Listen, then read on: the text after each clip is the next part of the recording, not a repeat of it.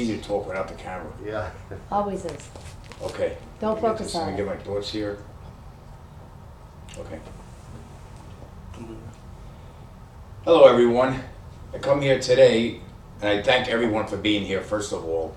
And which you are part of a class. I'm in a public speaking class at the Lancaster Bible College, and I need to give a speech in front of an audience. And there's no better audience that I could think of as my fellow brothers and sisters here at the church. The speech I'm going to be giving today is going to be an informative speech. In other words, there's going to be no call to action on this speech. It's just going to be to inform. And it's basically going to be the way I present to a newcomer of how to read the Bible. When a newcomer comes to me, this book could be pretty intimidating to them. It's a lot of pages here. And the questions they usually ask me to begin with is, how do I start? Where do I begin? And for the most part, they're going to say, do I start from page 1? Do I start from the beginning? My answer to that is no. And I give you the reason why I don't recommend people to begin reading the Bible from the beginning. First, it's important to realize that the Bible is not just any ordinary book. It does not flow smoothly from cover to cover like most books do. The Bible actually is a library in itself. It's a collection of many books written by different authors in different several languages over several thousands of years, all contained within this cover. This is an amazing book. It's like no other. But it is readable. It's been translated in hundreds of different languages. And as you walk into a library and see the different books in a library, there is an order of books in a library. There is an order of books in this Bible also. This Bible was set up by topic, just as the library is. In this book we have history, we have the law, we have the prophets, we have poems and wisdom literature, we have eyewitness accounts of Jesus Christ through the Gospels, we have a collection of letters, and we even have some mind-blowing apocalyptic descriptions of the past, present, and the future. What a treasure. What a treasure we have right here in front of us to read. So then, where do you begin? And this is my information to you guys to where to begin, or to a newcomer basically. Most of us here have read the Bible, but I say start with the Gospel of Mark, and then go directly to the Gospel of John. Go back to back, don't stop, go right to Mark and go right to John. And I say this because how can we start in the New Testament? How do we start somewhere 2/3 of the way into the book already? What about all this? Martin Luther once said that the Bible is the cradle of Christ. All biblical history, which is found in the Old Testament, all prophecy, which is found in the Old Testament, it ultimately all points to Christ. So the book of Mark is quick and fast-paced, while John focuses on the things Jesus claimed about himself. Mark tells us what Jesus did, while John tells us what Jesus said. In John are some of the most simplest and clearest passages, such as John 3:16. God so loved the world. We all know that verse. But it also contains some of the deepest and most profound passages in the New Testament.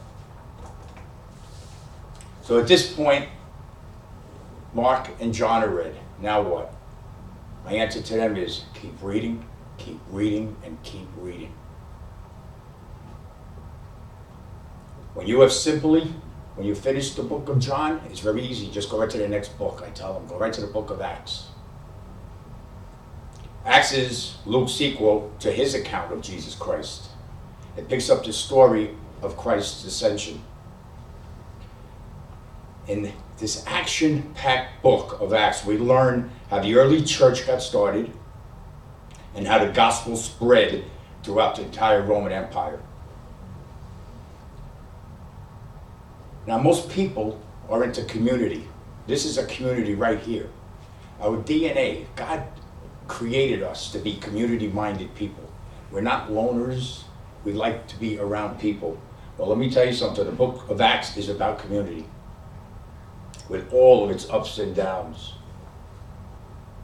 Understanding the letters of Paul, Peter, and the others that follow in the Bible will be much easier once you read the book of Acts. Because now you're going to have a better feel of exactly who the recipients of those letters are to. Amen. After the book of Acts, again, go right to the next book. I recommend go right to the book of Romans. Now you can get to a completely different book here. The book of Romans is a letter that introduces us to the Apostle Paul and the Christian faith. Paul describes the basic teachings of what Christian faith is in one book, how to live as a Christian. And the book of Romans is all about God's grace. Amen. Now that is done, where we go next? And I title this Oldies But Goodies. Now that you have these books under your belt and you have some sort of a view of who Jesus is, now you can start learning something about Old Testament narrative. Genesis and Exodus are good places to begin with here. What you're going to get are the events of our faith, how Judeo-Christianity had its beginnings and its start, and where God is in his plan of the human race. So now that you read Mark, John, and Romans, when you get to Genesis and Exodus, you'll begin to see how Jesus fits into this whole plan of salvation. As you read through the Old Testament, you're going to see where Jesus fits into this whole entire plan when the Word was in the beginning.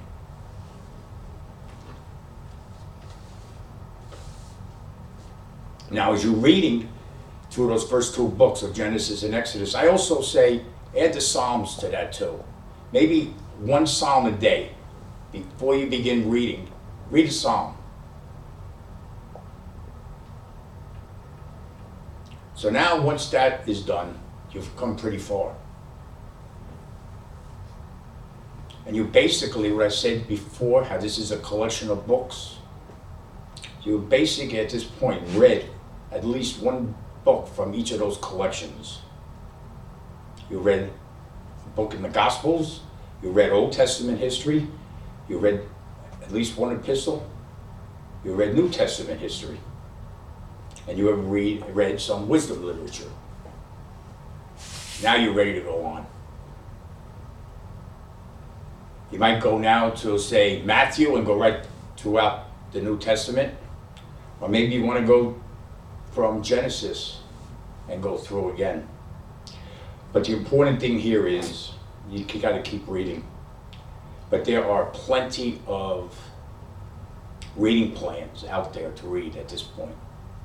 Maybe something that will fit your lifestyle, maybe something that would fit the way you can read it. There's hundreds of them anywhere to get a reading plan. And some of these plans are reading the cover to cover in 1 year, and some are a few years, whatever fits you at this point. But there's one final note of encouragement here that's very important. As exciting as this Bible is, staying fresh into it sometimes may be a problem for some readers. It was for me when I first started reading. Because I find myself starting to get into the genealogies and these long lists of ceremonial laws and on and on and on. You need to keep this stuff fresh in people's minds. So this is what I tell them. Don't worry. God will never grade us on our ability to recall every single little detail in his book. That is not the reason why we read the Bible. what God gave us this book for one reason and one reason only. And that was, He wants us to meet Him in His Word. Thank you. Thank you for your time. That's it.